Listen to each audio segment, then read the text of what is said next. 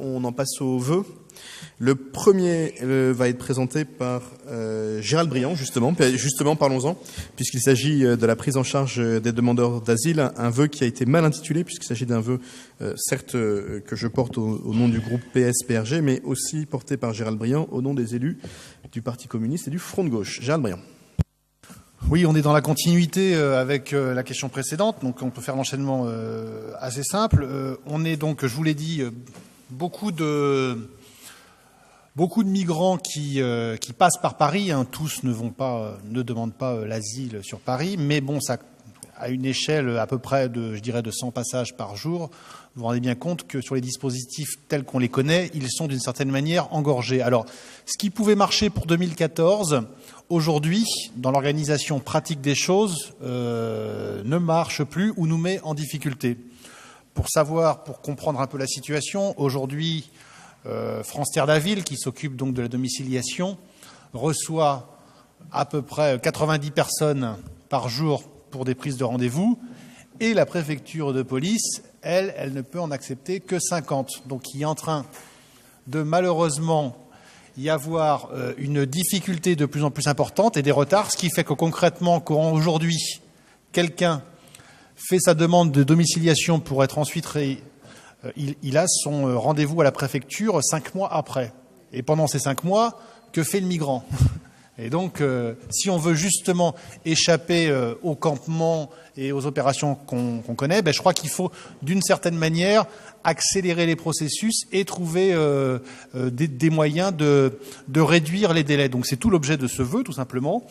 Il est de demander des moyens nouveaux pour pouvoir permettre une absorption au niveau de la préfecture afin que justement on arrête de multiplier les délais d'attente, parce qu'entre la domiciliation, ensuite les demandes rendez-vous en préfecture, ça devient très très compliqué à gérer pour des gens qui sont victimes d'abord et qui vivent dans une extrême précarité. Donc plus on raccourcit donc les délais, et plus on arrive justement à mieux régler les choses et il y a moins d'embolie dans les dispositifs. C'était aussi, et j'en terminerai par là, on a déposé ce vœu vu la situation pour ceux qui connaissent. Donc je fais un petit point d'information. Donc il y a des bureaux de France Terre d'Aville, rue d'Oudoville, qui une fois ou deux ont été pris d'assaut très, très pacifiquement, mais bon, quand il y a 300 personnes qui arrivent devant l'école rue d'Oudoville pour pouvoir dire on voudrait un rendez-vous et qu'ils n'ont pas le rendez-vous parce qu'il y a juste eu un bouche à oreille qui a été un petit peu désastreux, voilà, on s'est retrouvé à gérer. Donc justement, par rapport à tout ça, on a demandé, donc c'est un vœu qui est évidemment concerté avec l'hôtel de ville et on espère pouvoir arriver à des résultats assez rapidement. Et je vous en profite pour dire que on est... non, c'était tout. J'en profite pour rien du tout. J'en profite pour me taire. Voilà, c'est tout. Merci d'avoir présenté ce vœu. Est-ce qu'il appelle des commentaires, Madame Markovitch, Monsieur Bournazel, et on passera au vote. Merci, Monsieur le maire. Donc, les écologistes défendent depuis longtemps le droit d'asile et les demandeurs d'asile.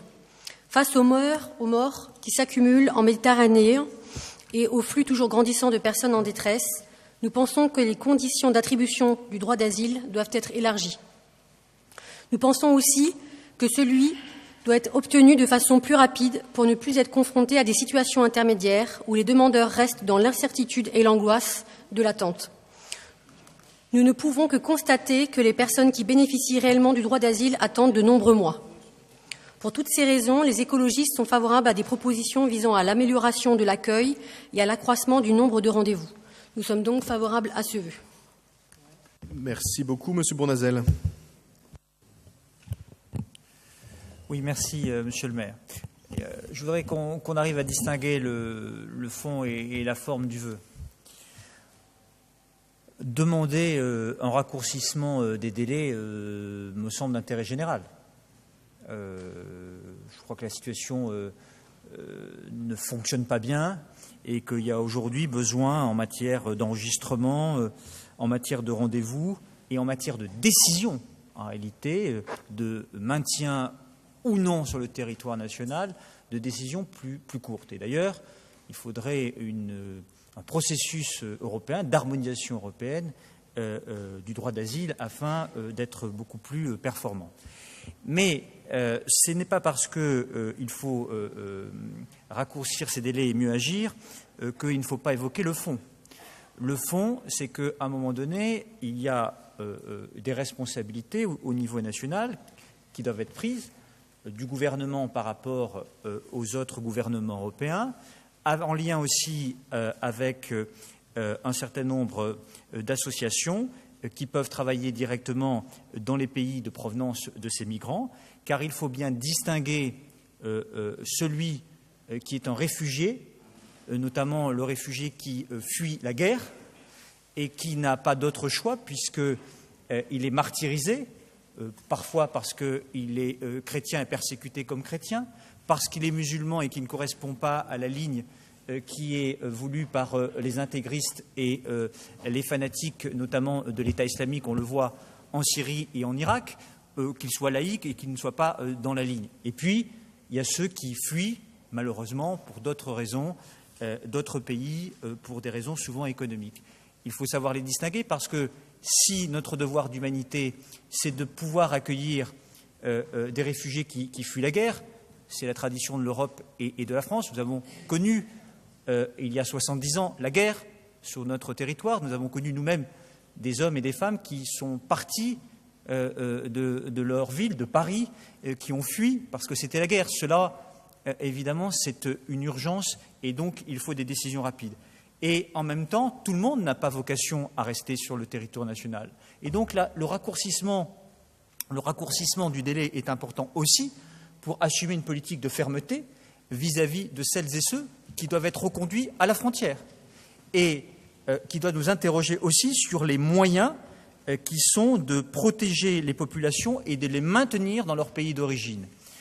Et je pense notamment à la politique de coopération, qu'elle soit à l'échelle européenne ou nationale, qui est extrêmement faible aujourd'hui pour investir notamment sur l'accès à l'eau, sur l'accès à l'école, sur l'accès à la formation.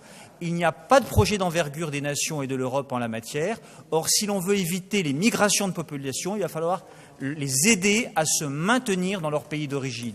Il y a un grand plan qui est mené d'ailleurs par M. Borloo et par un certain nombre de grandes entreprises. Il serait temps que les puissances publiques européennes se mêlent de la politique de coopération si on ne veut pas que les migrations soient de plus en plus importantes et que l'Europe, et la France particulièrement, ne pourra pas malheureusement contenir. Et donc il faut allier cette humanité vis-à-vis de ceux qui fuient la guerre à une fermeté vis-à-vis de ceux qui sont des migrants d'ordre non politique et non réfugiés politiques, et il faut leur permettre une coopération et un développement dans leur pays. Parce que sinon, si on ne traite pas le fond des dossiers, on pourra toujours traiter la forme. Malheureusement, on sera dépassé par les événements. Donc sur le principe, je conclus juste, sur le principe du vœu, sur la forme, puisqu'il ne tranche pas le fond, pourquoi pas le voter, puisqu'il demande du raccourcissement de délai, de traiter mieux les personnes, qu'ils aient des réponses plus rapides. On n'entre pas dans le fond, donc on le vote. Mais je pense qu'après, sur le fond, on aurait quelques désaccords sur les choix.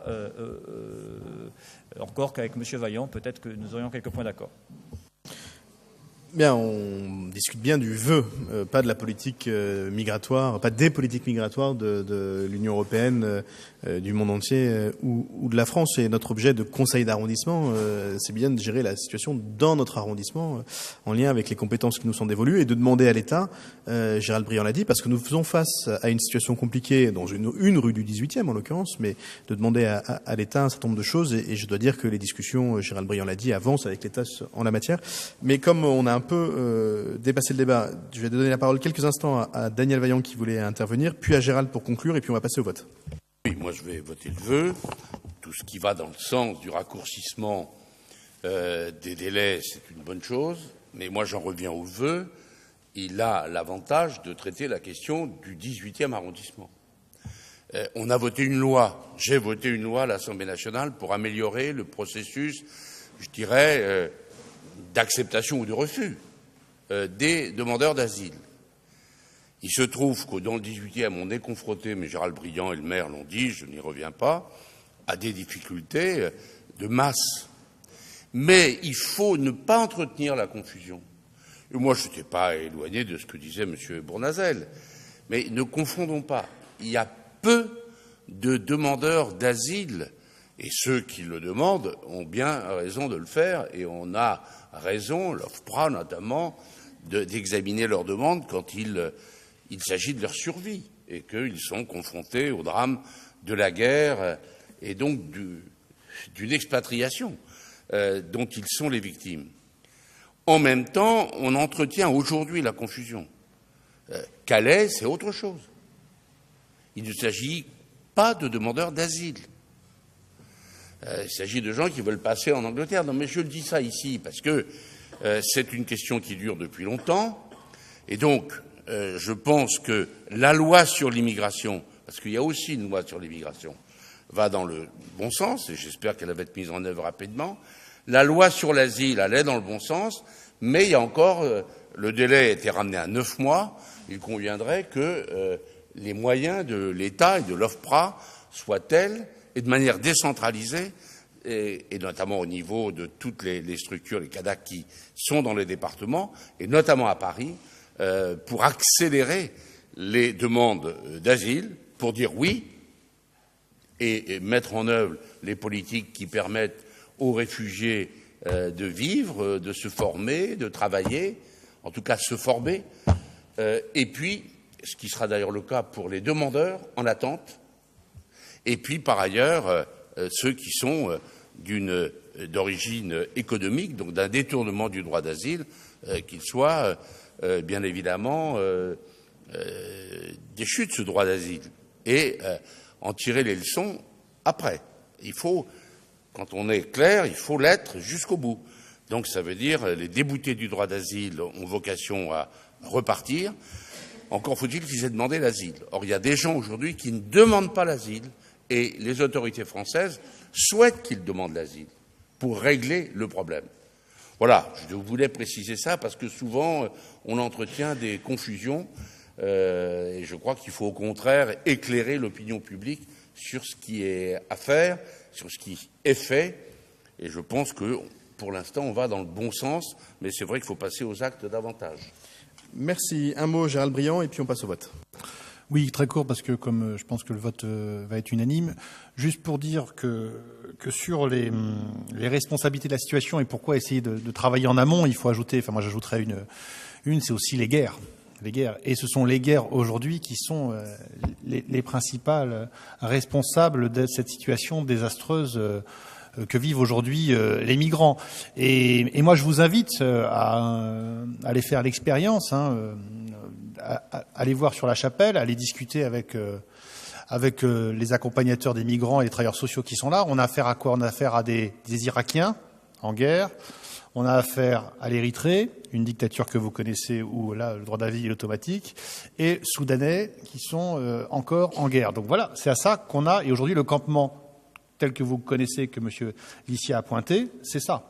Donc on peut toujours penser qu'il faudrait faire une différence avec une migration économique, je sais, mais en l'occurrence, ce à quoi on doit s'occuper, c'est ça. Et l'essentiel, et pour l'essentiel, pour avoir travaillé sur les fichiers, l'essentiel des gens qu'on a mis à l'abri, c'est ce type de pédigré, quoi, avec des gens qui viennent de situations de guerre ou de dictature. Donc c'est vraiment ce public-là, en l'occurrence, qui sont. Il y en a d'autres. On a très peu de Syriens, par exemple, sur le 18e.